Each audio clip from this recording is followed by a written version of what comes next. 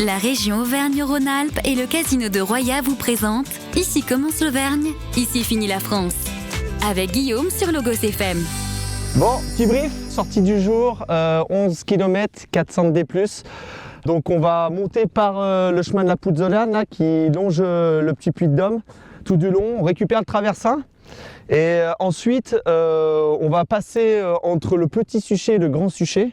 Donc spot sympa, vous savez qu'on n'a pas le droit de monter, donc on passe vraiment entre les deux.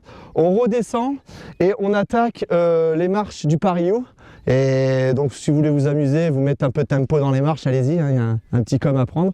Et puis là-haut, vous connaissez la plupart, on a la super belle vue sur le Puy de Dôme, on profitera.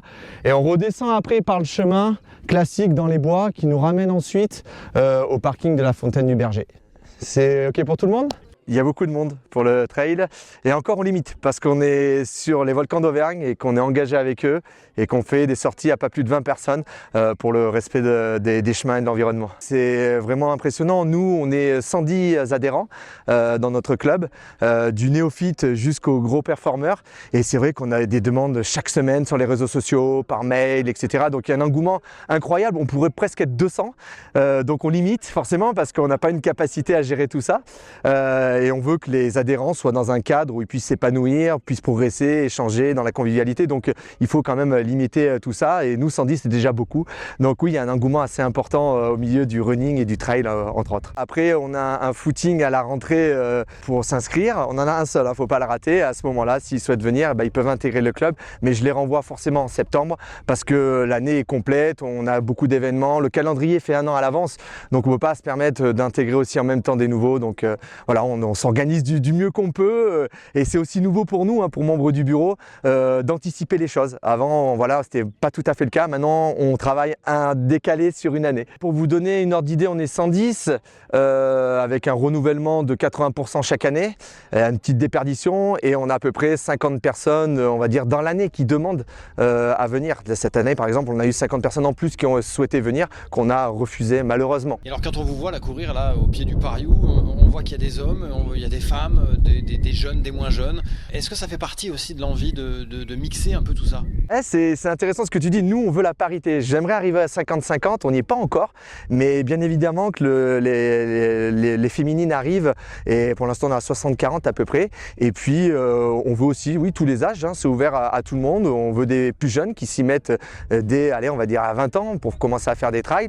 Et puis jusqu'aux personnes aguerries, même des quinquagénaires ou plus. Nous, on est ouvert à tous tant qu'on est là avec le sourire, la convivialité, qu'on aime courir et partager des moments en nature. Donc on peut être en club et pas forcément vouloir devenir un champion. Il y a tous les niveaux, quoi. Oui, c'est aussi une particularité à l'Escode d'Auvergne, c'est que qu'on soit néophyte, qu'on veut se mettre au trail, on donne l'opportunité à quelqu'un qui souhaite découvrir le trail de venir chez nous et on le met dans les meilleures dispositions. On a un coach pour ça, on a des séances encadrées jusqu'à des top performeurs qui vont truster des podiums sur des courses en Auvergne ou voire en France. Donc vraiment, il y a vraiment toute une ligne qui permet d'arriver du début jusqu'à la performance.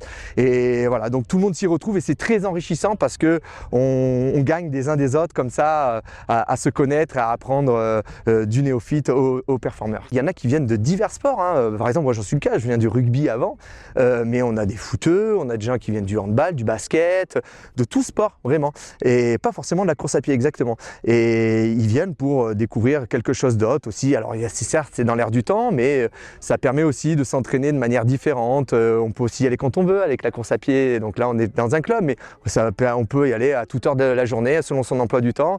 Donc oui, on a une population diverse et variée de sportifs à la base, c'est vrai. Voilà, avec le trail qui donc se trace un chemin de plus en plus important dans le monde du sport et de la course à pied. Aujourd'hui, 40% des coureurs font du trail, ces courses en pleine nature, pour sortir un peu du bitume, sortir un peu de la ville et profiter évidemment de nos paysages auvergnats. Et Dieu sait qu'avant d'avoir fait tous les chemins en Auvergne, ils vont pouvoir trotter un moment, nos amis coureurs.